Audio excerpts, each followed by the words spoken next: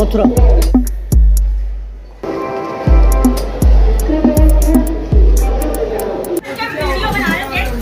खोल तो रहा है गेट। भैया बैग दे भैया।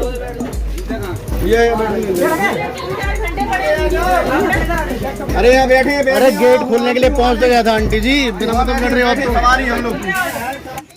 पहले तो आंटी मुझ पे चिल्ला रही थी, लेकिन अब जाके दूसरे पैसेंजरों पे भी चिल्ला रही है। सुन रहे हो आप?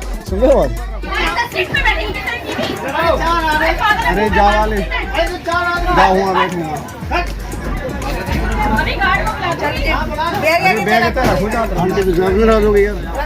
भाई साहब, जनरल डिब्बों में यही होता है। भीड़ लगातार बढ़ती जा रही थी, रुकने का नाम ही नहीं ले रही थी। ऐसा लग रहा था कि जैसे दिल्ली की सारी जनता इसी डब्बे में आ गई। और ये तो मेरी किस्मत अच्छी थी कि सुबह मैं जल्दी उठ गया, टाइम से स्टेशन पहुंच गया और मुझे सीट मिल गई, नहीं तो मैं भी ऐसे ही धक्के खा रहा होता। डेट है 21 जून 2025, साल का सबसे लंबा दिन। इस दिन के बाद सूर्य देव उत्तरायण से दक्षिणायन में प्रवेश करते हैं और इसके बाद के दिनों को ध्यान, योग और अध्यात्म के लिए बहुत अच्छा माना जाता है। इसीलिए मैंने भी दिल्ली से सुबह 7 बजे की ट्रेन पकड़ी और 8:30 बजे मथुरा जंक्शन पहुंच गया। यहाँ शर्मा जी आने वाले हैं जो मुझे मथुरा और वृंदावन की यात्रा कराएंगे। शर्मा जी मेरे ऑफिस में ही काम करते हैं और यहीं मथुरा में रहते हैं। शर्मा जी आ गए। तुम मेरे लिए लेके नहीं आया हेलमेट? एक ही के लिए यार, धूप बहुत तेज हो गई है। जब ट्रेन में था तब तो एकदम बढ़िया घटा हो रखी थी। मैं सोच रहा था कि वहाँ पहुँचूँगा। ना कोई दिक्कत नहीं, अभी कोई दिक्कत नहीं, अभी तो चलो। लेकिन मेरे को गमछा दिलवा देना, नहीं तो हालत ख़राब हो जाएगी गर्मी में। देख लो कौन सा ठीक है, ले लेता हूँ। कौन सा लूँ? ये वाला ठीक है, दे दो भाई। तो ये ना गले में डालना, दे दो मेरे को ऐसे। यार शर्मा जी एकदम फर्राटेदार चला रहे हैं बाइक। खुद ने तो हेलमेट लगाया हुआ है, मैंने हेलमेट लगाया नहीं है। मुझे डर लग रहा भाई, लग गया तो टाँट सही फूटेगी। मथुरा रेलवे स्टेशन से गोवर्धन की दूरी लगभग 19 किलोमीटर है। यहाँ गोवर्धन में जगह जगह यात्री सामान स्टैंड बने हुए हैं। यहाँ अपना सामान और जूते चप्पल रखे जा सकते हैं और यहीं पार्किंग भी मिल जाती है। ये यहाँ से कितने पैसे लगे इसके? किसके? ये जूते वगैरह रखने के 40 रुपये। मतलब 40 रुपये ओनली 40 रुपये मोटरसाइकिल और हेलमेट। और जूते उतारने के वो साथ में है सर। अच्छा, तो परिक्रमा हमारी चालू हो गई है? अभी परिक्रमा नहीं, दान घाटी से होगी शुरू। तो अभी हम दान घाटी जा रहे हैं। दान घाटी है कि दान घाटी है? दान घाटी। अच्छा, तो ये मंदिर के सामने से स्टार्ट होगी मंदिर के ठीक सामने से, और वहीं पे फिर हमारी परिक्रमा खत्म होगी ना? खत्म होगी पीछे, जहाँ हमने बाइक खड़ी करी थी अभी। अच्छा, तो ये यहाँ से शुरू। हाँ, और बड़ी परिक्रमा इसी रोड पे आगे जा, मंदिर से आगे वहाँ वो हो जाएगी समाप्त, फिर वहीं से छोटी शुरू हो जाएगी। तो कितने यहाँ खत्म हो तो जाएगी। बड़ी कितने किलोमीटर की है? 4 और 3। 4 और 3? 4 कोस हाँ और 3 कोस। 4 कोस का मतलब हाँ 4 की 12 किलोमीटर हाँ, और 9 किलोमीटर, टोटल 21 किलोमीटर। तो भाई साहब, ये पैर कैसी कैसी हो जाएगी मेरे आज। मेरे पैरों में प्लांटर फेसियाटिस की प्रॉब्लम है, मतलब एडी में हड्डी थोड़ी सी बढ़ गई है, जिसकी वजह से लगातार चलने पर बहुत सीवियर पेन होता है। इसीलिए मैं परिक्रमा भी जूते पहनकर ही कर रहा था। दान घाटी मंदिर पहुंचने से पहले मेरी नजर पड़ी मथुरा की फेमस मसाला पूरी पर। ये देखने में एकदम अलग लगती हैं। गोल बॉल जैसी फूली हुई 2 पूरियां, साथ में सीताफल की सब्जी और आलू की तरी वाली सब्जी। आलू की सब्जी में मीठा मीठा सा टेस्ट आ रहा था, जो बहुत ही बढ़िया लग रहा था। ये दुकान दान घाटी मंदिर के सामने की तरफ है, तो आप जब भी यहाँ आए एक बार ये मसाला पूरी जरूर ट्राई करें। मात्र 40 रुपए में एक प्लेट मिलती है। ये कोई पेड प्रमोशन नहीं है, बस मुझे टेस्टी लगी इसलिए रेकमेंड कर रहा हूं। ये है दान घाटी मंदिर। गोवर्धन परिक्रमा दान घाटी मंदिर के सामने से ही शुरू होती है। परिक्रमा शुरू करने से पहले मैंने मंदिर में ठाकुर जी के दर्शन किए। यहाँ दूध दही का दान किया जाता है। दर्शन करने के बाद मैंने ठाकुर जी और राधा रानी का नाम लेकर अपनी परिक्रमा शुरू की। गिरिराज जी की परिक्रमा जब हम करते हैं तो प्रारंभ से जब स्टार्ट करते हैं परिक्रमा तो हमारा जो गिरिराज पर्वत है हाँ, वो सीधे हाथ पे ही रहेगा, ये राइट हैंड साइड पे रहेगा ना हमारे। साइड पे। और पूरी परिक्रमा में चाहे वो 4 कोस वाली हो और या राधा रानी की हो, छोटी परिक्रमा जो 3 कोस की है, हाँ हाँ, पूरी परिक्रमा में पर्वत जो है हमारे सीधे हाथ पे रहेगा। अच्छा। हाँ, तो ये जो परिक्रमा है इसको लगाने का कि जो ये वो है प्रथा, प्रथा ये है कि जब ये कान्हा जी ने जब गिरिराज पर्वत उठाया, धारण किया था ये, तो भक्तों की ये वो है कि कान्हा जी को ढूंढना, हाँ, यानी कि इस 7 कोस के क्षेत्र में हमें कहीं भी दिख जाए वो, तो वो इसीलिए भक्त जो है इनकी परिक्रमा लगाते हैं पूरे की। यहाँ रज रज में, पत्तों में, पेड़ों में, हर एक में वो यही समझते हैं कि कन्हैया जी कहीं ना कहीं हमें विद्यमान है। हाँ, विद्यमान है। और दूसरा उनका ये है कि अगर आप मन से अगर आप परिक्रमा लगाते हो तो हो सकता है कि आपको दर्शन दे जाए। उसमें ध्यान रखो, जब ध्यान रखोगे तो वो अपने आप किस रूप में मिल जाए कुछ नहीं पता है, साधु संत के भिखारी के रूप में या किसी भी रूप में मिल जाए, उसका कुछ नहीं पता है उसका। यहाँ पर बढ़िया बात यह है कि नंगे पाँव, ज़्यादातर लोग सब नंगे पाँव परिक्रमा लगाते हैं, है ना। और उसके लिए ये जो फुटपाथ है, ये पीली मिट्टी जो खेत वाली मिट्टी होती है ना, खेत वाली मिट्टी है ना, वो सॉफ्ट रहती है, इसीलिए ये मिट्टी डाली गई है, तो इसीलिए परेशानी ना हो। हाँ, क्योंकि जब सड़क पे चलते हैं और नंगे पैर लोग यात्रा करते हैं, जो ये परिक्रमा करते हैं, तो पैरों में छाले पड़ जाते हैं। तो इसलिए थोड़ा सा यात्रियों की सुविधा के लिए ये पीली मिट्टी यहाँ पर डाली हुई है। पहले क्या था ना, पहले कच्चे रास्ते थे पहले, तो कहते हैं ना कि रज रज में, कण कण में उनका वास है। तो रज रज ही एक ऐसी है कि अगर आप अपने माथे से लगा लो तो समझ लो कि उनकी चरण धूली आपके मस्तक पे लग गई। सड़क पे तो लग रही थी गर्मी बहुत ज़्यादा, तो शर्मा जी जो है ना हमें ये अंदर वाले रास्ते पर ले आए। तो जो पूरा ये रास्ता है ये पूरा कच्चा है, ये देखो, और एकदम हरा भरा, बहुत सुंदर रास्ता है। ये सामने देखो बोगनविलिया के फूल गजब लग रहे हैं, और इस तरफ हमारे गिरिराज जी हैं। अभी बस यहाँ पर ये है कि छाया है, और अभी थोड़ी देर पहले तक तो धूप निकली थी बहुत तेज़। यहाँ पर थोड़ी सी राहत है, और ये बच्चे देखो क्या मस्ती कर रहे हैं। अभी क्या हो रहा है कि बीच बीच में रुक रुक के धूप निकल रही है, अभी घटा हो जाती है, फिर धूप आ जाती है। लेकिन क्योंकि अभी यहाँ पर रुक रुक के पिछले कुछ दिनों से बारिश हो रही है, थोड़ी थोड़ी, ऐसा नहीं कि बहुत हैवी बारिश हो रही है, लेकिन वो थोड़ी थोड़ी बारिश होने की वजह से उमस बढ़ गई है। और उसकी वजह से मुझे लग रहा है कि हमने जो है परिक्रमा करने का टाइम थोड़ा गलत चूज़ कर लिया।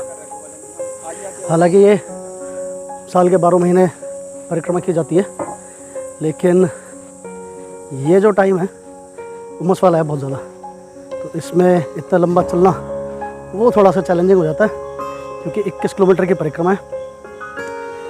और मेरे ख्याल से बेस्ट टाइम जो परिक्रमा करने का है वो सर्दियों का है, नहीं शर्मा जी? अक्टूबर से अक्टूबर के बाद कभी भी लगा लो, अक्टूबर, नवंबर, दिसंबर, जनवरी, फरवरी, मार्च, हाँ, अप्रैल। और अभी भी अगर आप मतलब अभी भी अगर लगानी है परिक्रमा तो शाम को लगाओ, या तो शाम को या फिर अर्ली मॉर्निंग, वो बहुत बढ़िया है। क्योंकि सुबह सुबह मौसम जो है इस टाइम पे बहुत बढ़िया सुहावना है, लेकिन अभी दोपहर के टाइम तो, ये देखिए ना ये पर्वत, और ये हमारे राइट हैंड साइड पर ये गिरिराज पर्वत जी है। तो पूरी परिक्रमा में जो गिरिराज जी हैं ये हमारे सीधा हाथ की तरफ ही रहेंगे। भयंकर उमस और गर्मी की वजह से बहुत बुरी हालत हो रखी थी, और मैं बार बार रुक रुक कर मुंह धोकर गर्मी से निजात पाने की कोशिश कर रहा था। अब देखो, जहाँ पर हम परिक्रमा कर रहे हैं बहुत ही पवित्र स्थान है, और वहाँ की हालत ये है। यार ये चीज़ नहीं होनी चाहिए। एटलीस्ट जो तीर्थ स्थान है जहाँ पर इतनी पब्लिक आती है, तो ये यहाँ पर जो है मतलब अभी जब तक ये गांव नहीं आया था तब तक तो रास्ता एकदम साफ़ सुथरा था, लेकिन यहाँ जहाँ पे गांव आ गया ना वहाँ पर ये सारी गंदगी है। लेकिन ये देखो जो जैसे गोबर पड़ा हुआ था ना, ये उससे कोई समस्या नहीं है। समस्या है तो ये जो प्लास्टिक मटेरियल पड़ा हुआ है ना, ये इसका जो है ना, ये प्रॉपर कुछ ना कुछ डिस्पोजल सिस्टम होना चाहिए ताकि इसको प्रॉपरली डिस्पोज ऑफ किया जा सके। दे दे, ये तो बर्फ़ जमी नहीं है, फिर बर्फ़ जमी नहीं है, अभी तो कह रहा दे देंगे हैं, ऐसे ही मजाक कर रहा मजाक करते हो। कितने की है, कितने की है? 2 रुपए की, 20 रुपए की लीपरी। ये क्या कर रही हो, लीप रही हो हैं? लीप रही हो गोबर से? अच्छा हाँ, देखो ये गांव में ये गोबर से मेरी मम्मी भी लीपती थी गांव के अंदर ना। इससे ये है कि मिट्टी उड़ती नहीं है और देखने में बहुत सुंदर लगता है सूखने के बाद। देखो यहाँ पे जो ये गांव के बच्चे हैं, और बच्चे भी छोड़ो, जो नहीं बेटा नहीं है, और जो बड़े लोग भी हैं वो उस तरीके से पैसे मांगते हैं। अब देखो ये पुराना रास्ता है, इसको ये लोग हैं जो साफ़ करते रहते हैं, तो लोग इनको 10-20 रुपये दे भी देते हैं। लेकिन मैंने जितने भी लोग यहाँ पे देखे गांव के, वो सभी जो है मतलब जो भी रास्ते मिल रहा है वो पैसे ही मांग रहा है। ये थोड़ा सा ख़राब लगता है यार देखने में। ये कोई प्राचीन कुंड है या फिर ऐसे बना दिया है? तो प्राचीन ही है। हाँ, ये देखो भाई, ये लेट करके परिक्रमा पूरी कर रहे हैं, और वो भी इतनी गर्मी में। तो ये श्रद्धा है, ये है श्रद्धा भाव लोगों का ठाकुर जी के प्रति। यहाँ मैंने एक बाबा जी को अपने चारों तरफ आग जलाकर बीच में बैठकर तपस्या करते हुए देखा। ये इस टाइप की चीज़ मैंने पहली बार लाइव अपनी आंखों से पहली बार देखी थी।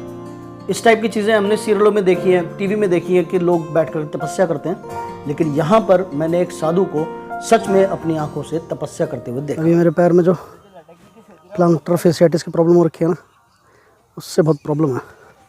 अब ये ठीक इस पॉइंट पर बहुत ज़बरदस्त पेन हो रहा है। हाँ वही है तेरे, वही। और इसीलिए थोड़ा रुकना पड़ा है मेरे को, तो उसको थोड़ा सा स्ट्रेच करके फिर मैं आगे बढ़ूँगा। और ये जो सामने गेट दिख रहा है ना, ये यहाँ से राजस्थान चालू है, मतलब इस गेट के आगे से हम घुस जाएंगे राजस्थान में। नहीं शर्मा जी, यहाँ परिक्रमा मार्ग पर कई सारे मंदिर पड़ते हैं। उनमें से एक प्रमुख मंदिर है श्री मंदिर पूछरी का लौठा। यह हनुमान जी का एक छोटा सा मंदिर है।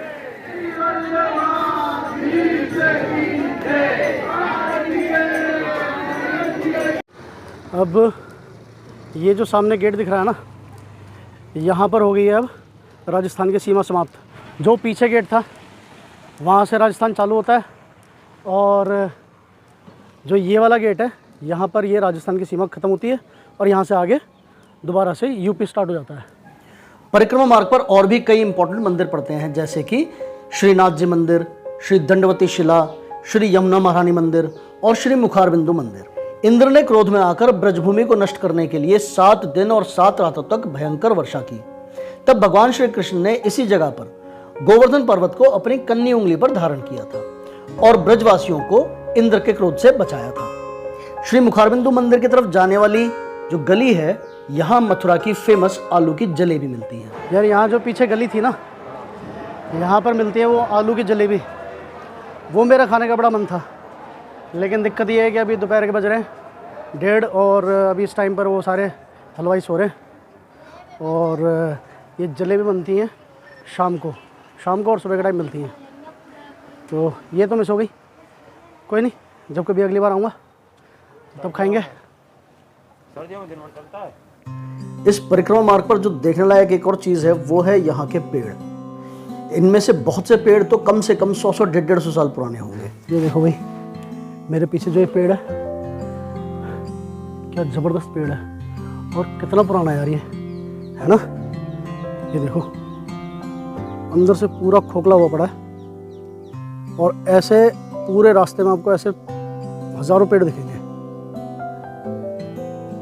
बहुत प्राचीन पेड़, मतलब ये तो होगा शर्मा जी 100 150 साल पुराना, है ना।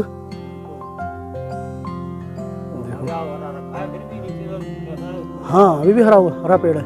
और ये सामने एक और पेड़ है, ये देखो लकड़ी पूरी खोखली हुई पड़ी, लेकिन फिर भी एकदम ऊपर से हरे भरे हैं। मतलब ये बार बार रीजनरेट होते जा रहे हैं साल दर साल।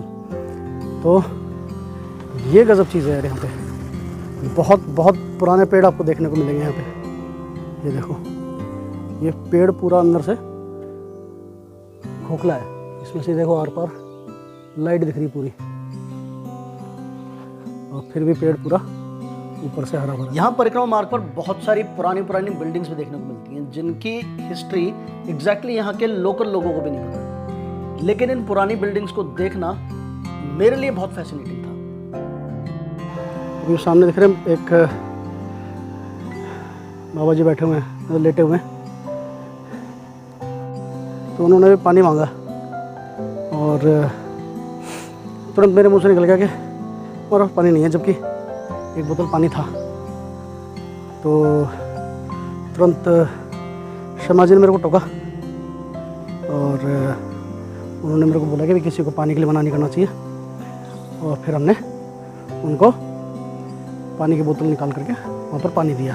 हाँ, तीर्थ यात्रा में अगर कोई भी है कुछ भी मांगता है आपसे, हाँ। पैसा मांग नहीं रहा है आपसे पानी है, खाना है, तो उसे मना मत करो, क्योंकि किस रूप में कौन है किसी को कुछ नहीं पता। अगर यही दृष्टि हर एक आदमी की होती कि आदमी को देखते ही पहचान ले कि हाँ भाई ये भगवान है, ठीक ना, तो बात ही अलग थी।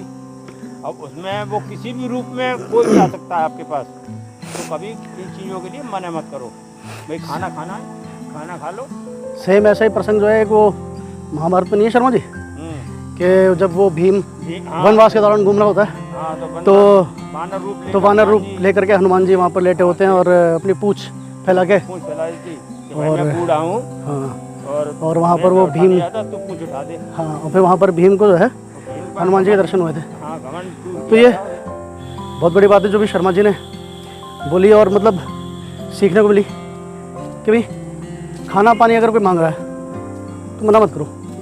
खाना पानी नहीं, मतलब अगर आप किसी की हेल्प कर सकते हो तो कर देनी चाहिए। गर्मी की वजह से भाई मेरी हालत बहुत ज़्यादा ख़राब थी, और जब रास्ते में मेरे को ये फव्वारा दिखा ना, तो भाई मेरे से रुका नहीं गया और मैंने जाकर सीधा अपना मुंह इसके अंदर घुसा दिया। अरे चारों तरफ पानी की बौछार करते हुए मुझे भिगा दिया। तो भाई साहब अब जान में जान हुई है, नहीं शर्मा जी, अब घटा हो गई, और अब जो इतनी बढ़िया हवा चल रही है, नहीं तो अभी तो ऐसी की तैसी हो गई थी धूप में। डाउटफुल लग रहा था कि पूरी कर भी पाएंगे या नहीं कर पाएंगे, लेकिन ठाकुर जी ने कृपा बना रखी है, बीच में जो घटा कर देते हैं और ऐसे हवा के झोंके आ जाते हैं तो जान में जान आ जाती है। अब भाई आप ये मेरे पीछे देख रहे हो, ये पेड़, यहाँ पर जो बड़ी परिक्रमा है वो समाप्त हो गई है और हालत बहुत बुरी हो चुकी है। मेरे पैर जो है वो बिल्कुल डैमेज हो रखा है, मैंने बताया था ना प्लांटर फिसाइटिस की प्रॉब्लम है। तो लेकिन अभी भी 9 किलोमीटर की ये छोटी यात्रा परिक्रमा जो है वो रह गई है, जहाँ पर ये हरा वाला बोर्ड लगा हुआ है, ये यहाँ से सीधा मार्ग जा रहा है छोटी परिक्रमा का। तो अभी ये और पूरी करनी है, तो चलते हैं, इसको पूरा करते हैं, ठाकुर जी का नाम लेकर कराएंगे। तो राधा रानी की जय।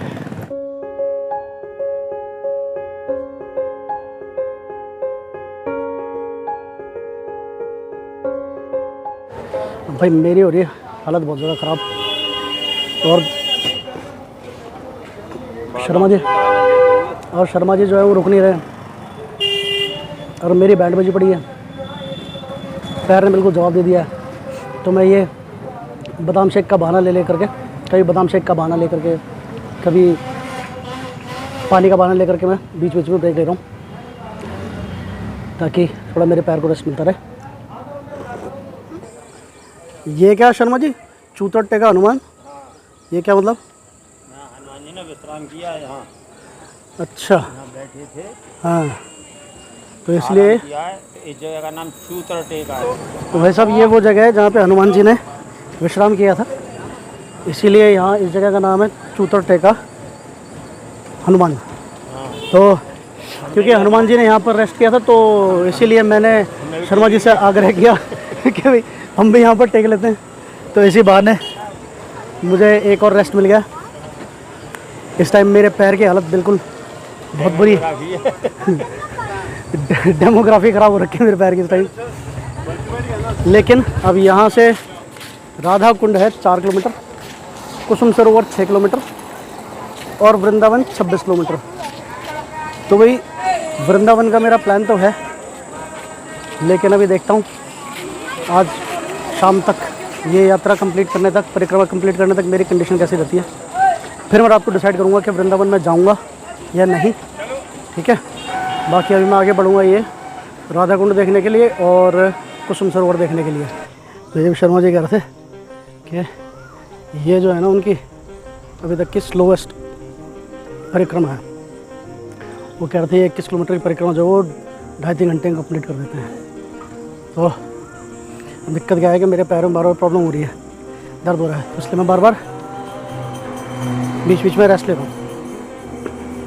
लेकिन अब मैंने डिसाइड किया है कि मैं कोशिश करूँगा कि अब आगे के बचे 6.5 किलोमीटर, तो इस 6.5 किलोमीटर में ना तो मैं अपने पैर की बात करूँगा और मैं कोशिश करूँगा कि मैं रेस्ट में लूँ, ठीक है।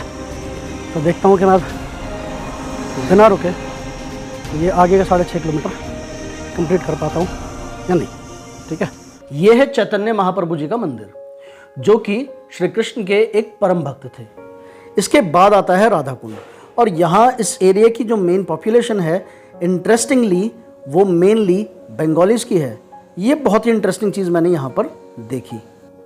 यहाँ 2 कुंड हैं, एक राधा कुंड और दूसरा कृष्ण कुंड। इन कुंडों की खासियत ये है कि राधा कुंड का पानी राधा जी के रंग के जैसा श्वेत दिखता है, वहीं कृष्ण कुंड का जल देखने में कृष्ण जी के रंग जैसा सांवला दिखाई देता है। राधा कुंड की एक पौराणिक कथा के अनुसार एक बार भगवान श्री कृष्ण अपने दोस्तों के साथ गोवर्धन पर्वत के पास गाय चरा रहे थे। इस दौरान अरिष्टासुर नाम का एक राक्षस वहां पर आ गया और उसने बछड़े का रूप धारण कर लिया और भगवान श्री कृष्ण पर हमला कर दिया। तो भगवान श्री कृष्ण ने उस राक्षस का वध कर दिया, लेकिन वो राक्षस क्योंकि बछड़े के रूप में था, तो इसलिए भगवान श्री कृष्ण पर गौ हत्या का पाप लगा। तो इस पाप से बचने के लिए भगवान श्री कृष्ण ने अपनी बांसुरी से इस कुंड का निर्माण किया और तीर्थ स्थानों के पानी को वहां इकट्ठा कर दिया। इस कुंड के बराबर में ही श्री राधा जी ने अपने कंगन की मदद से एक कुंड का निर्माण किया और कुंड में तीर्थ स्थानों के जल को इकट्ठा कर दिया। इसके बाद कुंड में स्नान किया।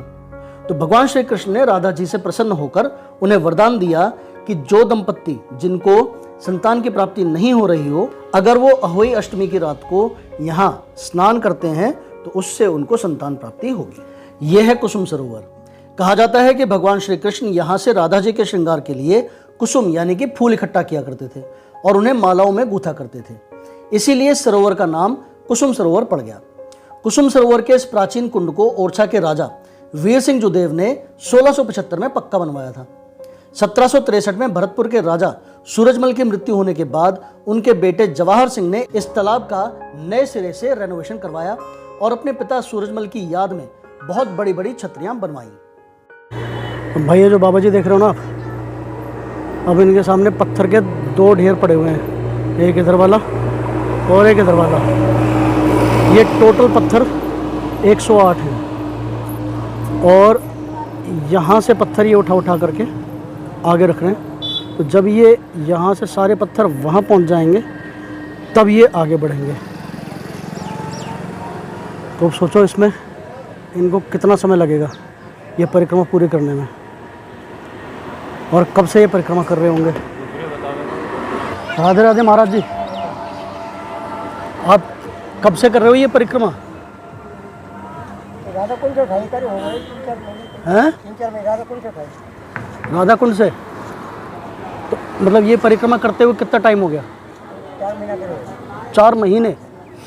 अच्छा, तो 4 महीने में आप यहाँ तक पहुँचे होगे। बहुत मतलब तपस्या है, तो तपस्या, कड़ी तपस्या है। चलो राधे राधे जी। गोवर्धन की इस परिक्रमा में आखिरी मंदिर जो पड़ता है वो है श्री मानसी गंगा मंदिर। इस कुंड के बारे में मान्यता ये है कि ये कुंड गंगा नदी का ही एक स्वरूप है जो भगवान श्री कृष्ण के मन से उत्पन्न हुआ है। इसीलिए इस कुंड को मानसी गंगा कहा जाता है और इसीलिए माना जाता है कि यहाँ स्नान करने के बाद ही गोवर्धन परिक्रमा संपूर्ण होती है। इसलिए अगर आप यहाँ परिक्रमा के लिए आते हैं तो यहाँ स्नान जरूर करें और स्नान नहीं कर सकते हैं तो मुंह हाथ जरूर धोएं।